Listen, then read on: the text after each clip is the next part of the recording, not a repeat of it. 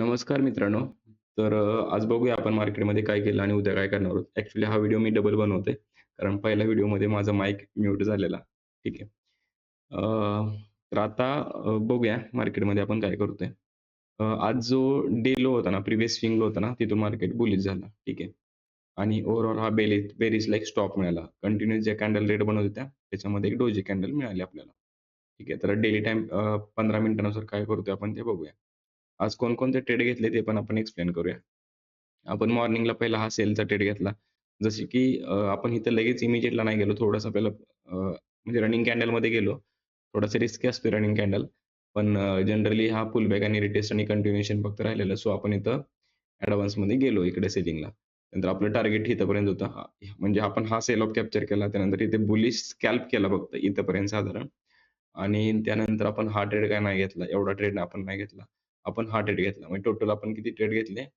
3 trade घेतले. म्हणजे हा ट्रेड घेतला, त्यानंतर हा टू हा घेतला, त्यानंतर हा घेतला.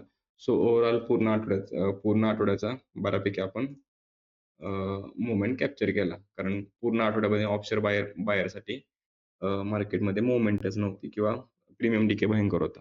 ठीक आहे. तर ओव्हरऑल आज 3 ट्रेड झाले आणि ते पण चांगल्या पद्धतीने वर्क झाले. सो पूर्ण आठवड्याचा आपण बऱ्यापैकी माल गोळा केलाय. ठीक आहे. तर आता उद्यासाठी पण प्लॅन करूया. उद्यासाठी एक सिंपल प्लॅन कसा आहे, उद्या जर समजा मार्केट इथं ओपन झालं, पुन्हा हे इकडं जर सस्टेन होत नसेल ना वरती, तर पुन्हा हा एम पॅटर्न बनायचे चान्सेस आहेत. एम पॅटर्न नंतर हे आपल्याला पुन्हा डे लो आपल्याला हे टार्गेट मिळू शकतं. ठीक आहे. तिसरा प्लॅन काय आहे, म्हणजे हा पहिला प्लॅन झाला. दुसरा प्लॅन काय आहे आपला, तर समजा मार्केट ह्याच्यावरती झालं आणि सस्टेन व्हायला लागलं ह्याच्यावरती हायर हाय बनायला लागलं, तर आपण इथं बुलिशला जाऊ शकतो. ठीक आहे. पण बुलिशला थोडीशी क्वांटिटी कमी आहे. कारण मार्केटमध्ये बेअरिश सेंटिमेंट भयंकर आहे. एक पुलबॅक आहे. तो पुलबॅकसाठी मार्केट कदाचित वर जाऊ शकतं.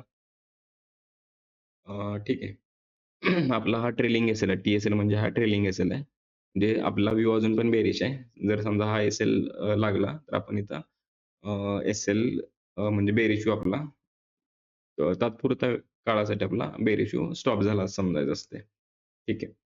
तर ह्याच्यावरती बुलिश आहे. हा एक सेल ऑफ आहे. इन बिटवीन मार्केट जर गॅप डाउन जर झालं ना, तर गॅप डाउनला मला काही खास ट्रेड दिसत नाहीये.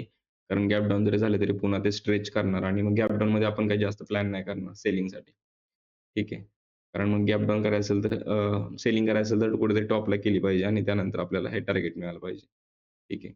आणि अजून काही मार्केटमध्ये एक्सप्लेन करण्यासारखं नाहीये. ओव्हरऑल आज 2 दिवस मोमेंटम चांगली दिली. सो उद्या थोडंसं डिफेन्सिव्ह मोडमध्ये ट्रेड करा. ठीक आहे. अ, बस एवढंच. आपले एनालिसिस जर तुम्हाला आवडत असेल तर चॅनलला लाईक, शेअर आणि सबस्क्राईब करा. ठीक आहे. Thank you.